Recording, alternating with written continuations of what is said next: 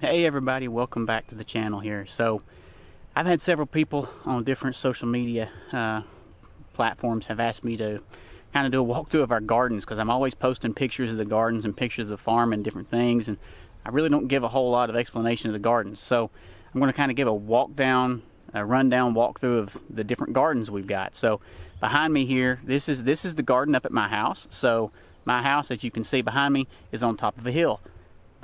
This garden in my house is about 120 to 130 feet in elevation higher than all the other gardens that we have. This garden here, this is the first time we've really had a garden here. I say that. My grandfather used to grow corn on this whole hillside up here back about 50 years ago, or so I'm told anyway. And there really hasn't been a garden up here since then. So what I did this year, I've normally had a wildlife food plot in this whole area right here where I'm standing, and then in the garden there behind me. So hence the need for the electric fence. We never put fences or anything around our gardens, but because I've always had a wildlife food plot here consisting of clover or cowpeas or seasonal food plots. I have a winter food plot and a summer food plot. The deer and rabbits and turkeys started thinking my garden was a food plot. So I had to put an electric fence up around it to keep them out of it. This is really we really don't normally have problems with wildlife getting into our gardens. So because of that though, because I'm on top of a hill, we have what we call Pinnacle Rock up here, which is very large, rectangular, square-edged, super hard iron type based rock. And it's about 4 to 6 inches below the surface. So when I'm going through working this soil up, I've got about 4 to 6 inches of really rich topsoil up here from all the vegetation that's been up here and the cattle activity and the manure and the hay that's been fed to them over the years and everything. And you get down to that rock layer and it's just solid rock all the way throughout. I have hauled off, you can see a pile of some of the rocks there. I can't begin to tell you how many rocks I've hauled off out of this garden right here since we started putting it in a couple months ago. Anyway, what I've got in this garden here is I've got 3 rows. Supposed to be in 3 rows, not all of it germinated, but I had 3 rows of peaches and cream corn. I've got 3 different kinds of beans planted. I've got the purple TP bush bean. I have a dragon tongue bush bean, and then I put the contender bush beans up here as well. Now they're really small. They're just right there directly behind me. I put them out as a later bean. Right here, what you see, the bigger beans back there along the fence row behind me is the purple TP and the dragon tongue. I also have a few cucumbers planted up here, bush cucumbers, dar pickling cucumbers. They're just a bush style cucumber. And then I've got some spaghetti squash planted up here, bush style spaghetti squash up here. The bigger varieties and most of the tomatoes are all down in the bigger gardens down at the bottom of the hill. But the soil type is very different down there from what it is up here. This is a very rich soil. Things grow. There's a lot of greenery up here, even though there's a layer of rock 4 to 6 inches deep. The topsoil layer is extremely rich. So stuff up here on top grows very quickly, very thick, very lush, dark green, as you've probably seen from the various blackberry photos, videos, clips I've had out there. So this is garden number 1 up at my house, and we'll roll on over to the other gardens and check them out. All right, well, as you see, I'm in different clothes now, so it's a couple days later. I'm only just hitting these gardens as I can get to them. So now I am in a garden that I share with my uncle. This is actually at my brother's house. This is where my grandfather had his garden for 50 years. I don't know how long. He did a lot of drywall work. That's what he was a Baptist preacher, and he did drywall work. And at the end of the day, when he finished all his work, he would bring the leftover chunks of sheetrock and he would just bust them up, and he spread them all in this garden back here. And you can see, I mean, it goes for quite a ways back in here. What I've got planted here, I've got about 150 to 160 feet of tenderette green beans here, and then I've got about 75 or 80 feet of white half runner beans. On the other far end of this, which you can't see because we're on a little bit of a slope here, is some sweet potatoes. So I grew the slips at my house, brought them down here, put them out. Everything else in here is all my uncle's. So he's probably got 100 squash and yellow squash and zucchini plants in here. He picks and he supplies them to a lot of the farmers markets and the local market stores here in town. He's probably got 1,000 or 1,200 okra plants in here. Same thing. I mean, it's last year we were picking a 5-gallon bucket of okra every other day, and so he supplies that to the markets in the area. And then he's got some just a few tomatoes. He doesn't really mess with the tomatoes very much. But so this is that garden. Once again, this was a clay soil, an old clay soil ground that has just been amended for 50 years or so by my grandfather with all that sheetrock drywall material that he's brought in and just tilled into the soil. This ground will just literally fall apart under your feet. When I go through and I till it, whether it be the walk-behind tiller or the tractor tiller, when you walk on it, even if it's dry, you're going to sink into this dirt a foot. Anyway, that's it for this garden. We're going to pick beans today, and then we're going to roll on to the other gardens. All right, it's next morning here. We picked beans yesterday evening till about 9:15, got home, had to get all cleaned up and help the wife with all the pickles that she had made yesterday. So now I'm driving over to the other gardens, and it's going to take a little bit to get there because we've got all of our gardens are scattered out all across the farm, and so we've just got a bunch of, you know, regular sized manageable gardens spread out everywhere, and different soil types, and we've got different things growing in each. Oh, driveway's a little rough. So let's get on over here and I'll walk you through those in a couple minutes. Alright, well, I made it over here to the first garden we're going to talk about. So this garden back here behind me, it was a little bright. Darken it up a little bit there. So right behind me here, this is 4 rows of potatoes. So we've got the first row is Pontiac Reds, and then we got 3 rows of Kennebecks. I usually plant Yukon Golds. Couldn't get any seed potatoes this year, plus I had so many Kennebec and Pontiac Red seed potatoes that I really didn't mess with them. So they would have already been dug by now. These are starting to die now, so we're going to probably dig them in the next, either this week or next week. Here behind me, we've got, I forget how many tomatoes and peppers I've got in here. I really cannot remember. But we've got a variety of different tomatoes and peppers. And then I've got a row of late tomatoes. There goes another rabbit. I've jumped 6 rabbits out of here since I got here. So a lot of people say, how do you keep the rabbits out of your garden? We don't. We have so much. And actually, usually they're in the potatoes, nibbling on the potato limbs or the potato plants. I got gnats flying around my head. It could be mosquitoes. I don't know. Anyway, there's another. See that rabbit sitting back over there behind me? He's just sitting there, and they're great big old rabbits too. Anyway, so the tomatoes are coming in. I've got some ripe here today. I've actually only picked 2 or 3 tomatoes out of here so far this year. I've got some that I can already see whenever I parked that I've got to pick here in just a little bit. But I've got a row of late tomatoes here that I planted just a couple weeks ago that I grew from seed at my house. And then I've got some butternut squash and spaghetti squash down on the other end.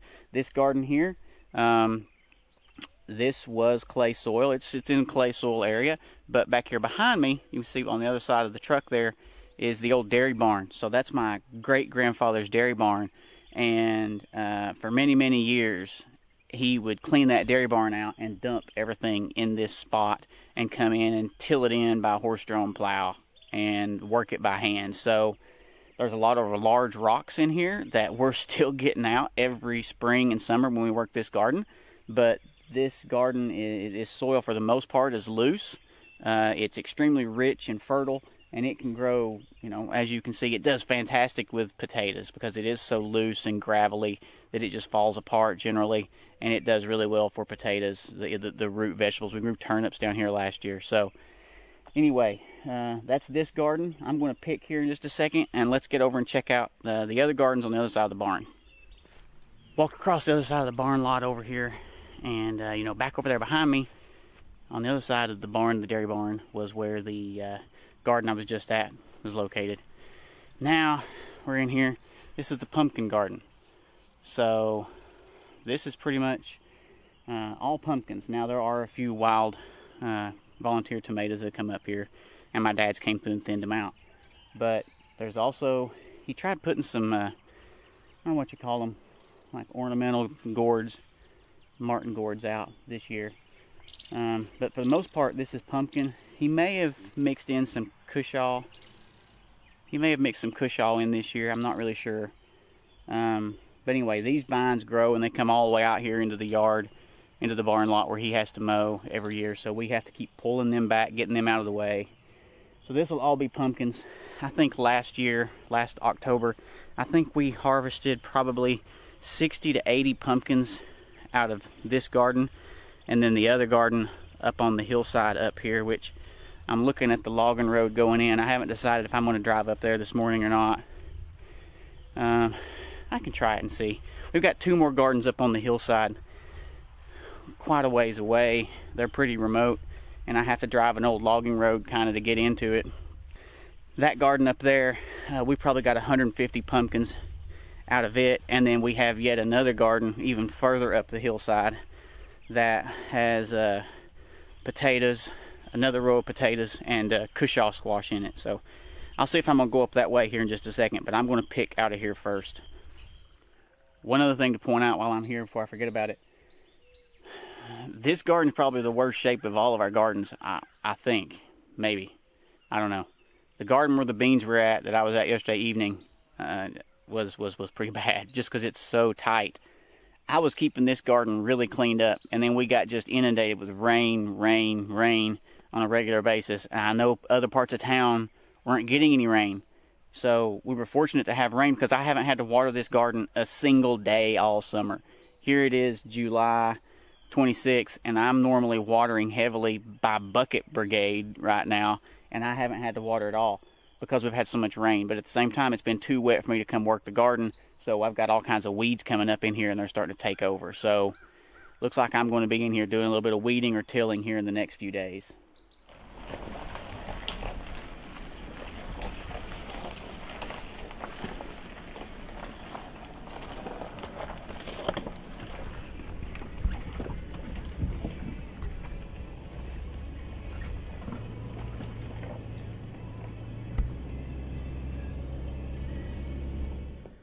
I decided to come on up the logging road over here. So it's really wet out. I mean, there's heavy dew last night, so had to go in 4-wheel drive to cross the dried up stream. It's dried up. We haven't had enough rain to restore the stream that used to be there. There's a sinkhole up the upstream of here, and most of that water's heading diverting underground. So anyway, there's a heavy dew down here because we're at a fairly low elevation here at this spot, and so it just makes it really slick on all this freshly mowed grass. At least the road up has been mowed. Anyway, right here behind me, this is another pumpkin garden we've got here, pumpkin patch. Like I said, I think we got about 150 pumpkins out of this garden last year. And we sold a bunch of pumpkins last year, and Cushalls. I don't think there's any Cushalls in here. We had some watermelon planted in here this year, but bugs got all of them. They would come up, they'd germinate, pop up, get to about 5 or 6 inches big, and then the bugs would come in and just wipe them out. We've never had that problem. We always put this lower edge down here below me. We'd always put that where that row of grass is at right there, actually. We'd always plant that in watermelon, and didn't do anything. This spot here, you know, you can see once again, this is another red clay garden. There used to be an old blacksmith shop set right here. So this is all my historic family farm. And so I know a lot of the history about this place going back almost 200 years. It's roughly been in the family to some extent, whether it be immediate family or extended family for, well, since just after the War of 1812, so a little over 200 years. About 100 to 120 years ago, there was a blacksmith shop set right in here. So when we came in here and started tilling this and plowing it and getting it ready, about every year we find 1 or 2 horseshoes in here, and other handmade. I found handmade nails. It's unbelievable, the relics and things. My dad's always finding arrowheads and stuff in the last garden. Oh, there's a dead rabbit. So I'm gonna go up here. I'm gonna run all the way up to the last potato garden that we've got up there, and then I'm gonna come back down and I'm gonna hit one more garden at my parents' house, which has the largest variety probably of everything we've got in it, and then we're gonna be done. So let's hit it. Well, we made it up here to the fresh deer tracks everywhere in here. We made it up here to the other garden, and so back here behind me, We've got a row of Kennebec potatoes. I think those were Kennebecs. They look different. I thought they were Kennebecs, but they look a lot different than the ones down. These got planted about 3 weeks later than the ones down at the bottom of the hill did in the other garden we were just at. Anyway, so we got a row of potatoes up here, and then we've got 1, 2, 3, 4. We got 4 rows of cushaw squash. So if you don't know what cushaw squash is, they're really large crookneck squash. I mean, these things can, you know, it's not uncommon for us to get 25, 30, 35 pound crookneck squash. They can get bigger than that. We've had a couple that were bigger than that in the past. Problem is when they get that big, they tend to break down because it's just more weight than the walls can handle. But yeah, this one's getting pretty overgrown because it is so remote. It's so hard for us to get any stuff up here. Now we're up here on the edge of this secluded field up here. There's a tree stand behind me. Yes, we hunt. Don't judge, okay? You know, my family, roughly 80% of the food we eat on an annual basis comes from our farm, whether it be stuff we've grown or stuff we've killed. So sorry if you're anti-hunting, sorry for you. We hunt, and we do it in an ethical manner.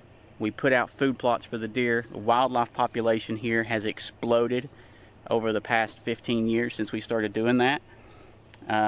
We do not take anywhere near the number of animals that live here. So population continues to go up. We run cameras here, dozens of cameras here all year long to monitor population. We know what's here. So I'm not ashamed. I'm not going to apologize for being a hunter. I'd rather know that my meat comes straight from my farm and not another human has touched it. Personally, that's just me. Anyway, that's it for this garden. I'm going to load up and head down to the last garden, and that'll be it for the day. So this is the last garden. This is here actually at my parents' house. So what this garden has in it is we've got a row of tomatoes on the lower side. This garden last year was about 3 times this size, and we actually decided to we cover seeded it, had a cover crop in it last winter, and we decided to let that go for another year before we used it. And so we've left that. My dad's been mowing it, keeping it maintained. We're probably going to disc it and till it this fall, put another cover crop in it, and then let it go, and then we'll probably work it up next year and have a garden in it. But anyway, we've got a row of tomatoes. We got a couple peppers stuck there in the middle. I've got a short row of Landreth bush beans up here, and I've got a partial row of peanut beans. They all didn't germinate. I tried having Blue Lakes up here, but they got washed out twice, and I just never reseeded them the last time because I got sick of having to deal with them getting washed out from all the rain we had. This is a pure red clay garden. You know, that's as red as it gets, and it packs hard as a rock. So this is probably the most difficult garden we have of all the ones we've got, because it is, even with the annual cover crop and tilling that in and working it, this is all red clay. This really hasn't been amended in all the years that, you know, we've had a garden here. It's not like those other gardens I was showing you where it was my grandfather's or great-grandfather's garden that they had worked for 50 years and had added manure to or sheetrock to or whatever. So this is probably the most difficult garden we have, because it packs hard. If it rains, it packs it down, and then when the sun comes out and the heat comes up, it turns into like a clay pot. I mean, it's hard as can be. And you have to bust through that crusty layer that may be 3/4 of an inch thick to get anything down, and the water can't get through it either. So you have to keep it worked. You have to keep it tilled. If nothing else, bring your little cultivator or hoe out and work around the plant so that next time it rains, it soaks into the soil. Also, putting a layer of straw helps a lot. So, or in my case at my house, I use pine needles sometimes because I've got a bunch of pine trees and it's easy for me just to rake them up, stick them in a bag, and I can dump them.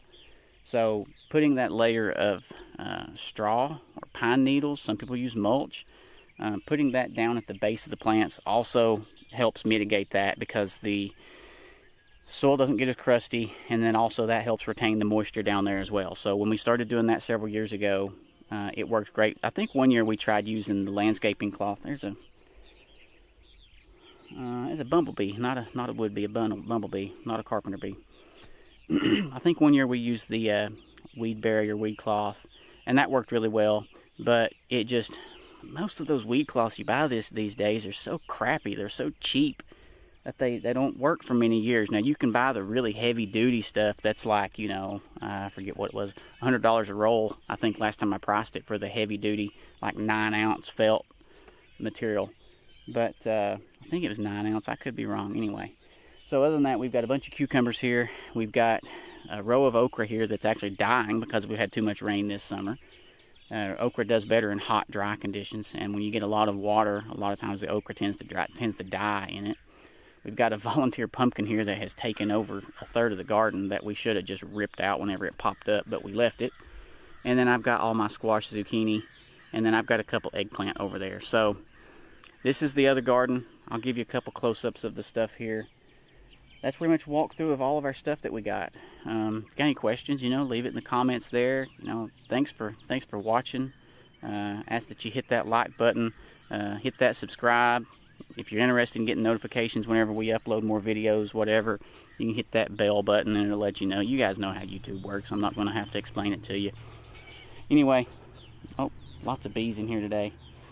Well, I'm going to get with it here, get this stuff picked. I see tomatoes that are ready. I see cucumbers and squash that need to be picked. So I'm going to get them. It is about 7:30 this morning. I've been out picking and doing this video and picking and stuff since about 6:45. I got to get this done, get wrapped up, and get back up to the house and get ready for work. So catch you later. Thanks for watching. Have a good day. God bless.